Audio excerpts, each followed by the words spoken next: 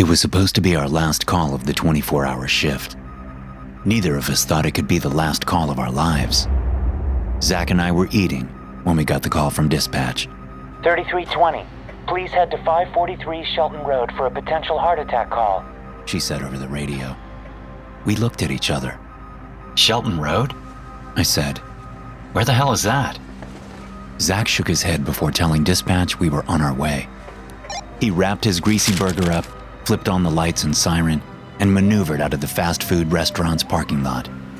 Meanwhile, in the passenger seat, I was scarfing down the rest of my burger, knowing it would be cold later if I didn't finish it now. There's nothing worse than a cold, soggy burger.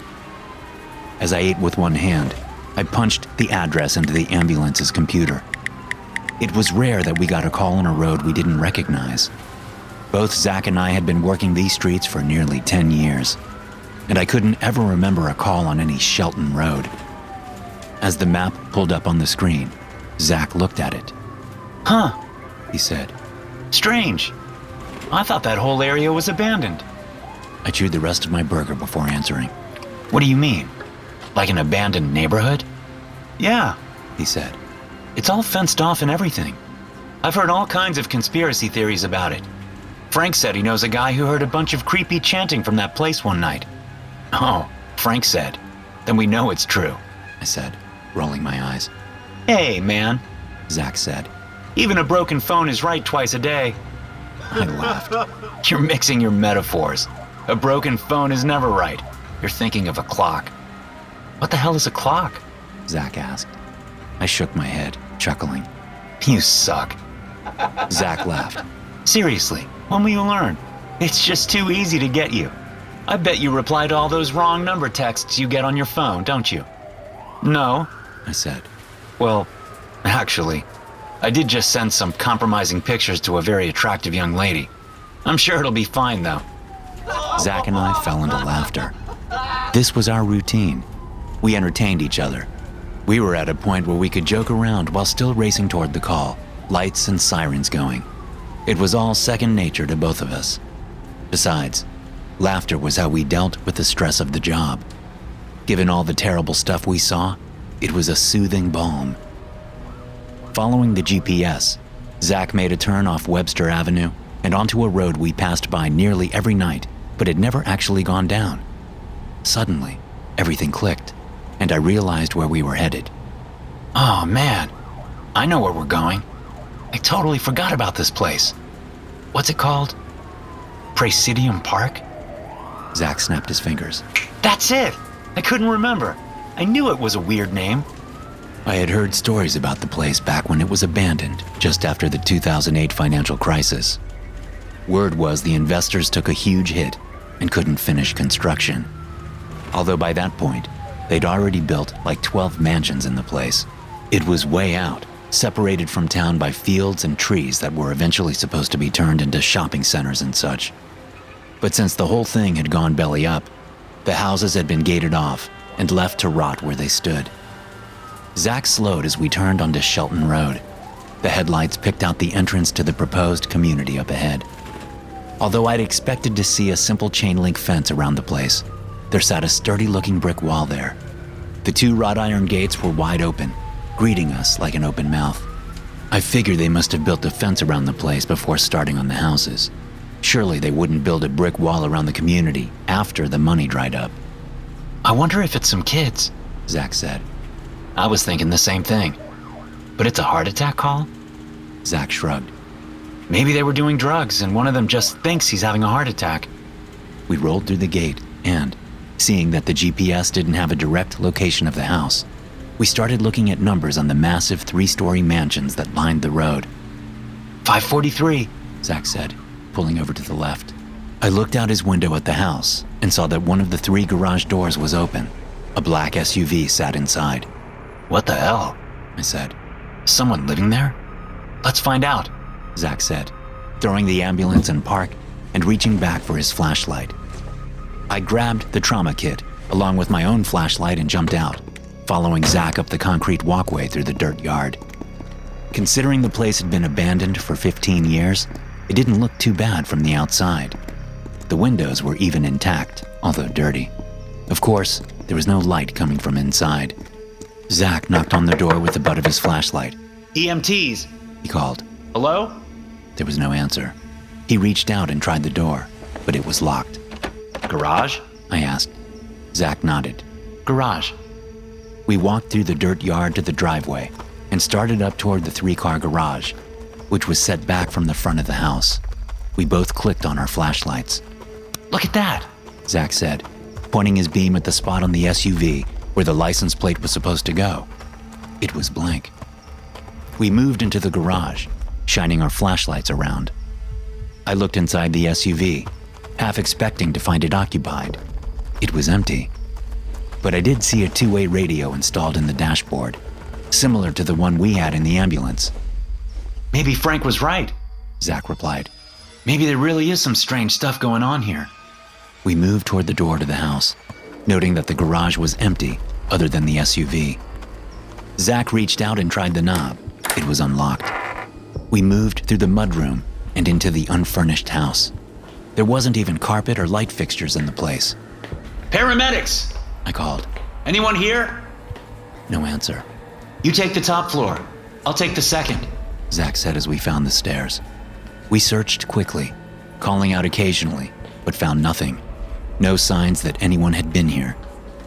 We met back downstairs and looked around the rooms on the bottom floor we hadn't searched. That was when we found the door to the basement. It was sitting slightly open, and there was an electronic keypad on the wall next to the doorway. The numbers glowed green with an interior light. How does this thing have power? I asked. And why do you need a keypad lock for your basement? I noticed that the 2 deadbolts were sticking out of the door, as though they'd automatically extended at some point. But since the door wasn't closed, they were useless. Zach swung the door open and pointed his flashlight down the metal stairs. The stairwell went down to a landing, then turned and seemed to go down even further. How deep is this basement? Zach asked. Zach and I both twitched at the call from down in the basement.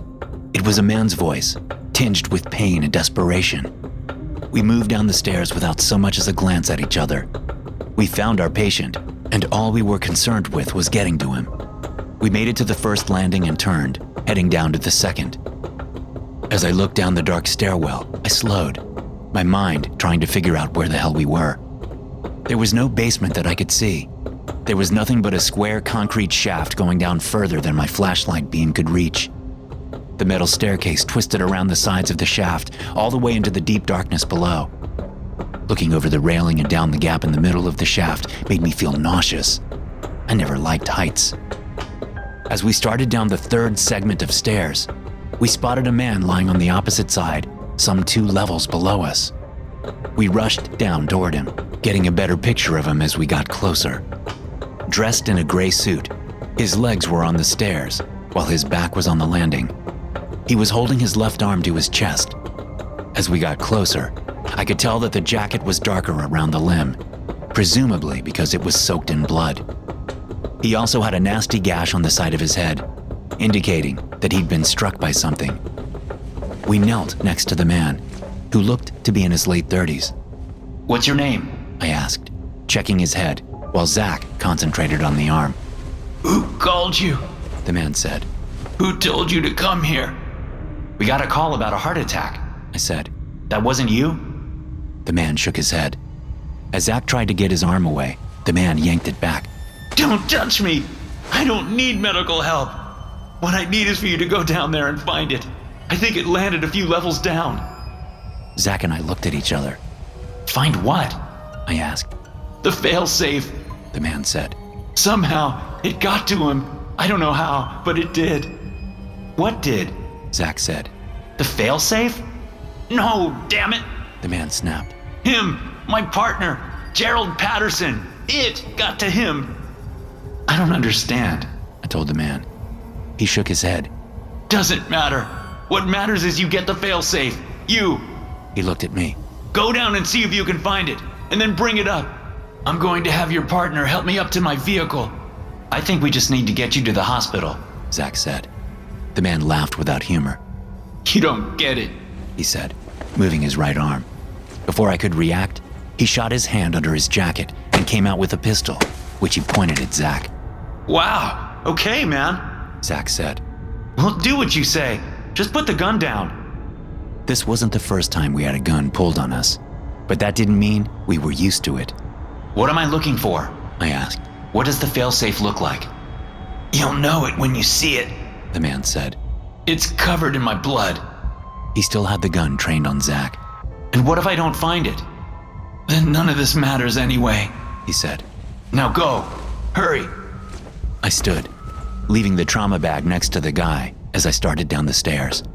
Oh, he said. And if you see anyone or anything else down here, run. What the fuck does that mean? I said, losing it for a second.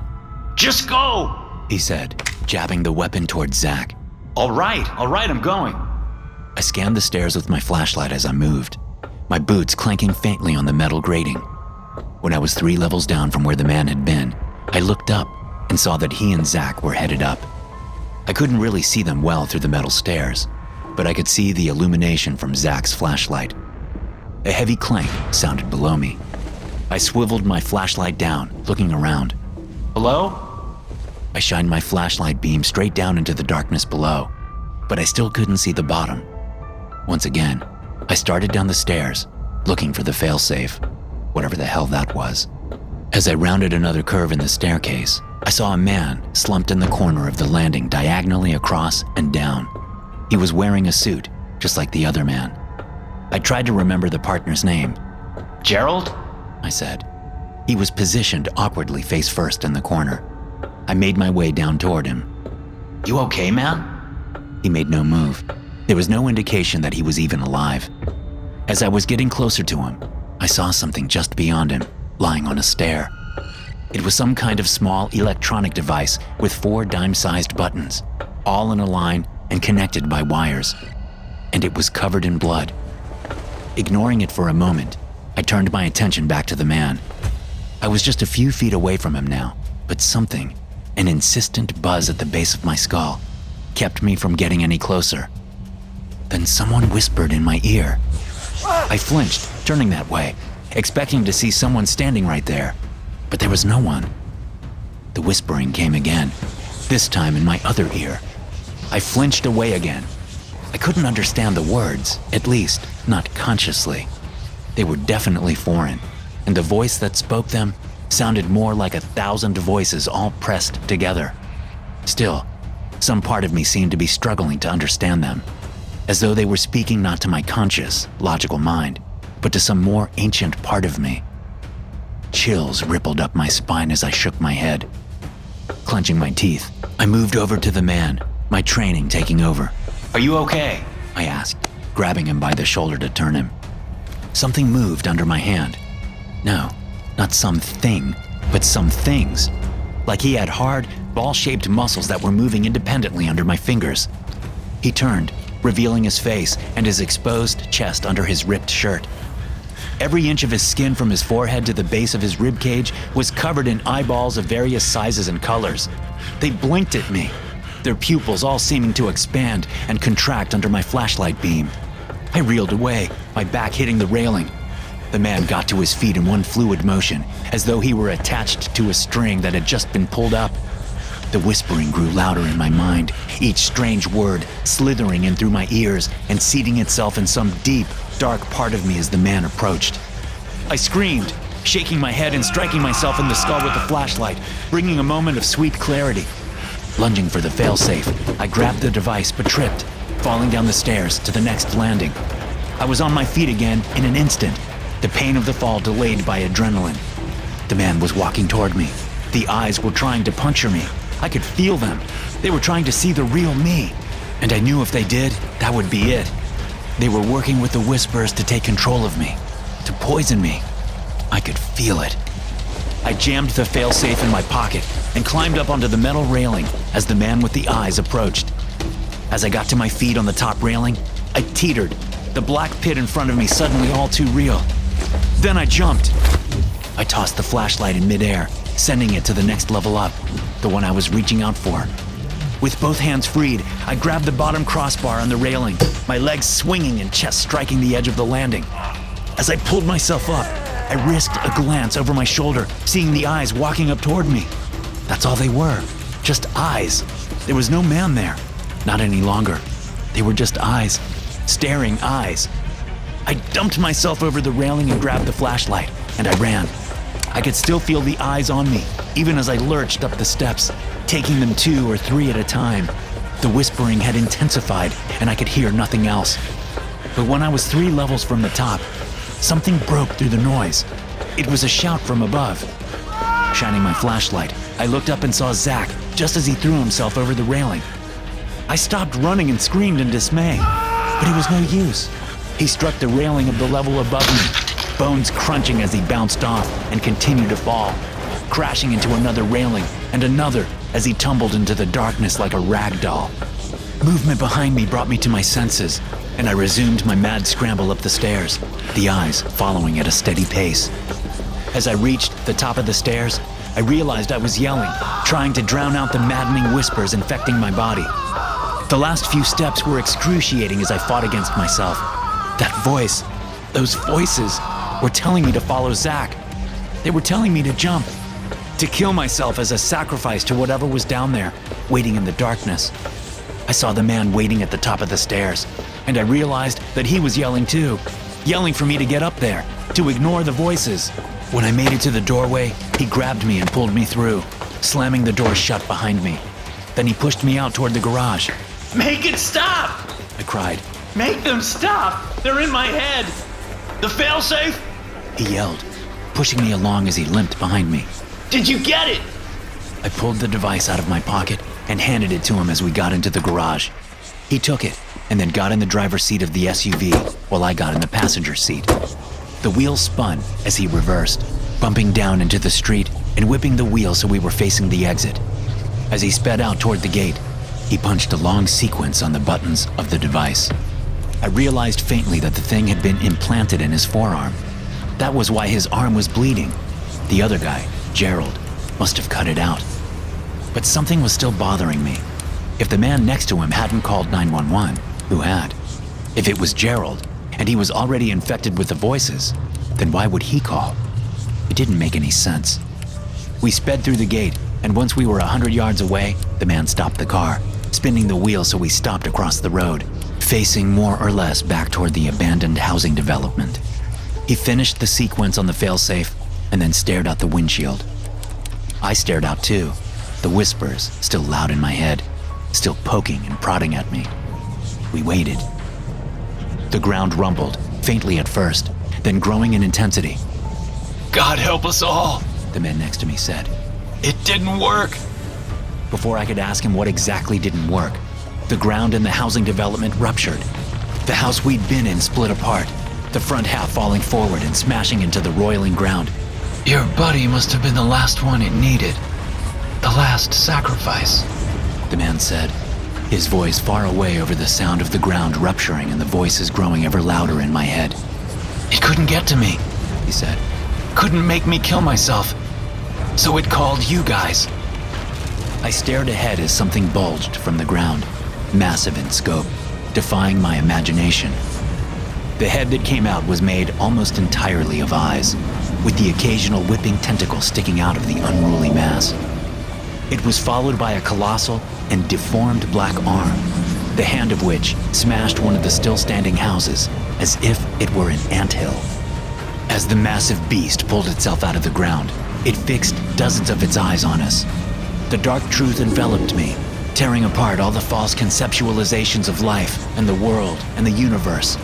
Those eyes saw into me and found the only thing that was there to find when all the rest was gone. It showed me the folly of life and the only way forward, even as it broke me apart, discarding all those things it didn't need.